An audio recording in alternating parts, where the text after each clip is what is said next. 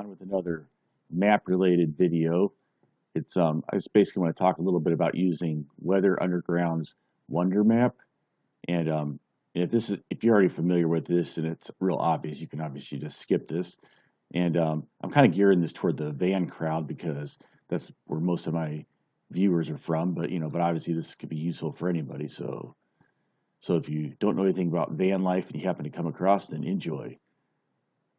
So Wundermap is first you just go to weatherunderground.com, which actually from what I can tell is pretty much better than weather.com, which is the other big one. It just seems like it's got a lot better details and stuff. And it's like weather.com, it always has like these kind of like annoying videos that come up and everything too. So it's like, but anyways, so you go to maps and radar, and then you go to Wundermap.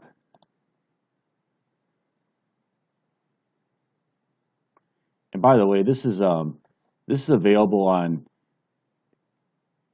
mobile device as well, though I haven't had very good luck even with my S5 with my newer phone that I got. So I don't know, but it usually works pretty well on computer though. I mean, it is sometimes kind of glitchy. I guess it takes a lot of resources. But anyway, so all right, so you look at here, and then the way I'd start out with is just because if you go to this right side, it shows you the different things that you can have it show. And right now, I'm just going to check temperature and wind. Now you could just do temperature, but I mean I don't really see any reason for doing that so much because I mean it seems like it's just as easy to include the wind direction in there too. So all right, now you can see it's very detailed, and it gets even more detailed once you start zooming in. And now of course they have like these orange colors, and this darker blues being like the obviously being the warmer colors, and then you have up here being the colder temperatures here. But the thing that makes Weather Underground's Wundermap really good is the detail, how it goes down to even like street level, which is pretty useful if you're maybe in an area where the temperature might change a lot over a short distance, what we call microclimates, basically. And so, or in an area or a city. So I'll just go to where I live, Duluth, Minnesota. So now, right now, I think this time of year, maybe the temperature difference between being by the lake and above the lake is not quite as much as it usually is, or it is earlier in the year. But you can see here, okay, so, oh, I can see what I have to look forward to when I go back there, like next week. Um, so you can see here that right along the lake here, it's okay, it's like a -9, -11. This is down by the Sky Harbor Airport down here, -11. And then you do see that when you get up here, like by Duluth International, yeah, it is like, what is it, like 7 degrees colder up there, you know? Not gonna be -11 and -18, probably aren't gonna feel that much alike different, but and then there's a few anomalies. Like this seems a little strange that like -9. Now you have to probably kind of remember too that you do have a lot of these are like volunteers who have these weather stations at their houses, so there might be a few that maybe aren't always true because I've seen a few that say some really weird stuff. Like I kept seeing this one up at like by International Falls. I think it kept saying like 60 degrees or something like that. It was just like, so I don't know what. Yeah, this one keeps saying it's 60 degrees up there. So anyway, 73. Yeah, okay. We obviously know that's not true. And so, and you can see though, if you zoom in, it even goes to different neighborhoods. And sometimes you can really see some big differences between like here and then up here.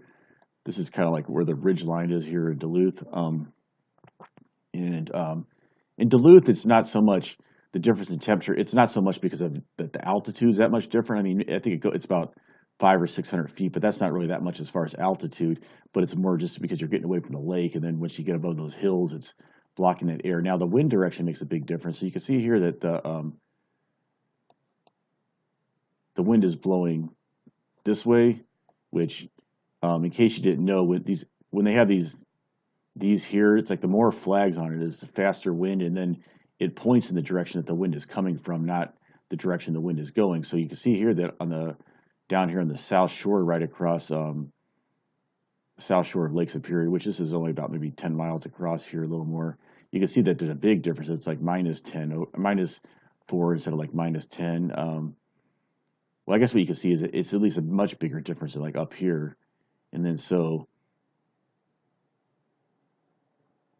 yeah, and then you can see like once you start getting up here, it gets a lot colder too. But yeah, but that lake, you can see that now. If you want to look at some other like other city that probably people are more familiar with. Let's go look at San Francisco. That's a city that's known for its microclimates. That's a word I learned from one of my viewers here. Microclimate. I hadn't heard of that before, but okay, yeah, you see a few anomalies. Like I'm sure it's not really 94 there when it's like 42 at all these other places.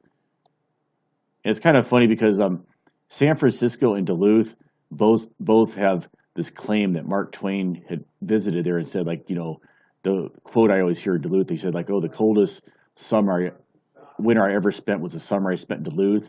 And they also had like the exact same quote except saying San Francisco. And from what I've heard, it sounds like neither one of those quotes actually happened. But Duluth is actually it's a much smaller city than San Francisco, but in some ways it's like San Francisco because it does stay cold in the summer, and then it also or stays pretty cold. And then it also has the big hills like San Francisco too, just not as big. And so here you can see here in Will Prouse land. Let's see. Okay, so up here near the tip here and up here. Okay, so it's like 49 and everything. And I'm not really sure exactly, how the weather patterns, how they're caused in San Francisco, but you can just see that, like, okay, some of these are pretty. But then when you get further in here, down into, okay, now this thing's kind of freezing a little bit, but yeah, down here further away from the tip there, then you get okay, yeah, like lower temperatures there. You even get like some 30s, and I guess a lot of it just has to do with how much the wind is being blocked by the different mountains here.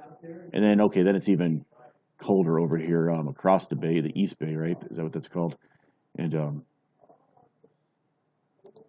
haven't really been to California actually since I was like really young, and we lived in like near Sacramento, except for like a couple of years ago I went to Death Valley, but I don't think that really counts. I mean, you're just barely in San Francisco. I mean, in California.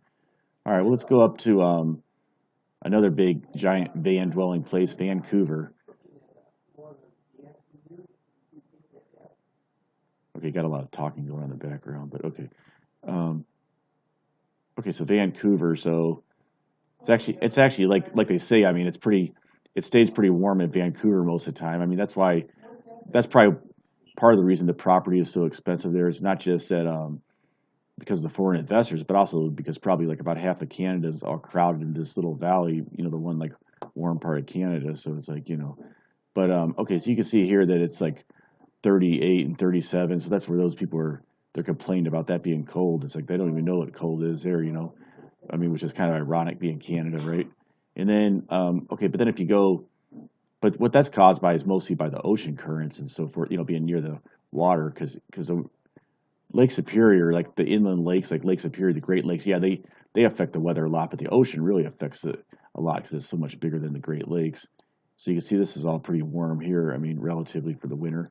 And then you start going out here, okay, Chilliwack. See, oh, and here's Abbotsville. It's not that much warm, but that's where Chrome's from. See, I'm learning all this Canadian geography by watching these van dwelling deals.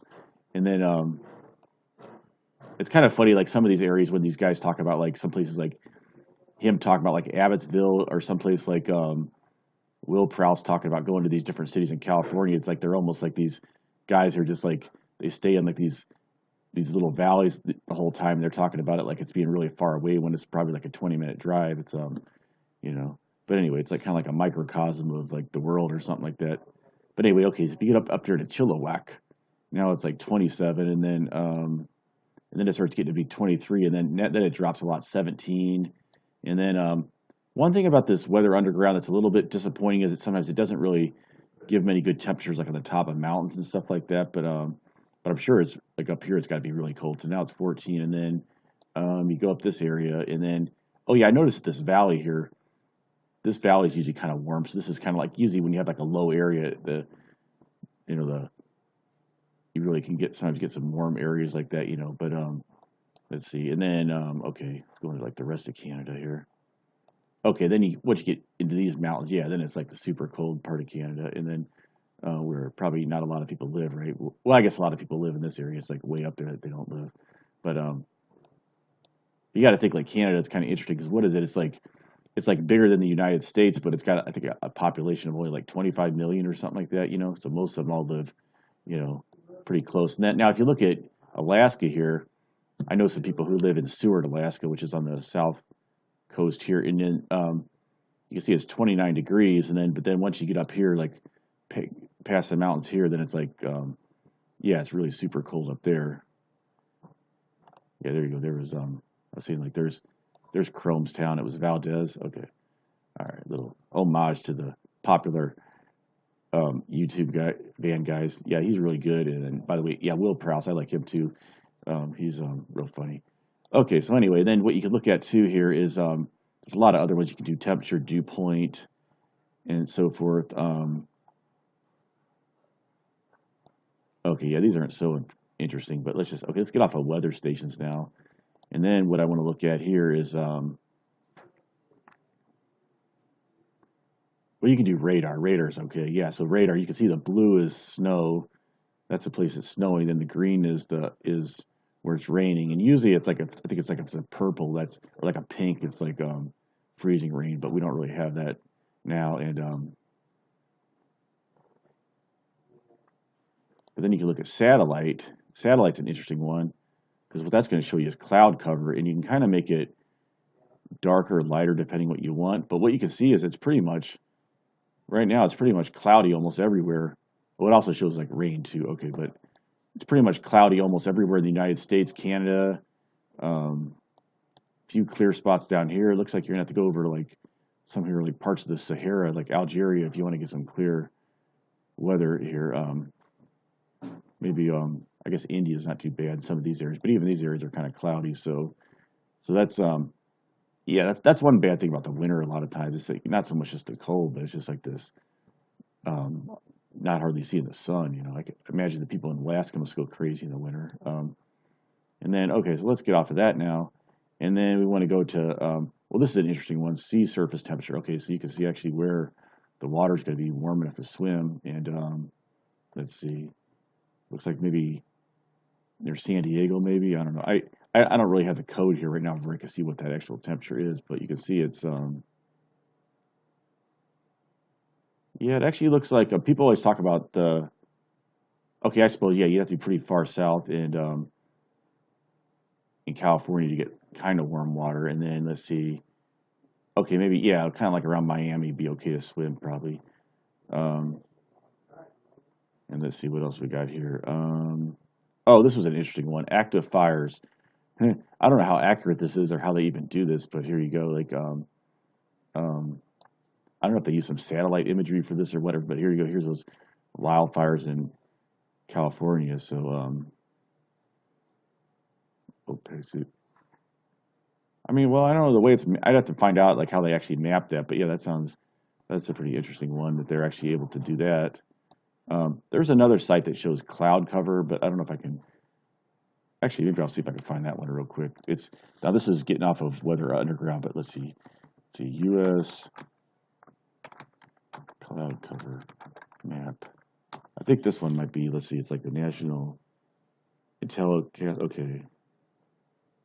Um, um, okay. Oh, where's the one for cloud cover? See, it seems like I always find these good ones, and then I try to go back and I can't find them later. Oh, not. Oh, sorry. I put cloud cover. I meant to say snow cover. Snow cover. Okay, there you go. So,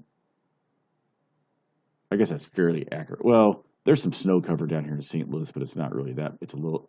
I wouldn't say the ground's really covered with snow, but okay. But you can see up here, you start getting into the deeper snow. Then some parts of Canada here. Oh, okay. So, looks like over here near Vancouver, they have some pretty deep snow, but I can't really tell in here if it's down in the valley or not. It's probably not in the valley, but yeah, so that's a good one. Okay, that was just a little bit of a side there, but yeah, you can just look at the temperatures like whenever you want to go places, though, and let's go at the temperature. So you can see in okay, so Phoenix is okay. So a lot of the van dwelling people down in like Phoenix and stuff, right, or Arizona right now, and so you can see like Phoenix is warm, and then Flagstaff is cold, which is always the case because it's up a high altitude. So that's why Flagstaff is a place to go in the summer, and then southern Arizona is more the place to go during the winter. And let's see how things are over in Quartzsite. We've got that RTR coming up, which I wanted to go to that, but I think I probably can't. I think I got to go back to Duluth and do some stuff. But yeah, here you go. So it's not. It's fairly warm. It's not like as warm as some of the areas, but looks like really maybe if you're in Quartzsite, maybe if you were there right now, maybe the thing to do go over for a day trip over here by like Slab City or something because it looks quite a bit.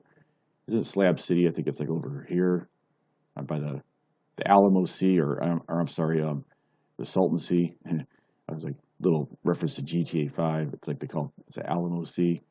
It's their sandy shores. Um, yeah, okay, so that'd be a good place to go for maybe a day trip over there. I think. Let's see, it's not really too far. I don't think. Let's see, I don't really see a thing on here showing the distances. And then yeah, then you can see Southern California is pretty good. Especially Los Angeles looks pretty good. Yeah, okay, so anyway, yeah, I'd be a little suspicious sometimes when you see like these really high temperatures kind of mixed in there. Sometimes I think that's sometimes might be a little wrong, but anyway, so yeah, weather underground. It's kind of fun just to look at, and then but it can also really help you plan like if you want to go someplace and what it's gonna be like. I think they had a thing on here before. I think they may have changed it. Maybe it was using too many resources, but they had a thing where it would you could kind of animate it and it would show it for a week and it would show these temperatures changing. But I don't know, maybe it was causing too many prompts with resources. It was too buggy and they had to kind of change it because I think this is some fairly intensive stuff on here. Oh yeah, you can also click on the weather stations too. Like I was looking at altitudes before, and then let's see, you could click on to get the individual weather. Okay, and that's oh okay, it's not showing it now. I was trying to show like where it was showing the altitudes because that's kind of interesting to know. Okay, well it's not showing it now, but a minute ago it was showing you can see the altitudes on here too. So anyway, that's it for now. Thanks. Bye.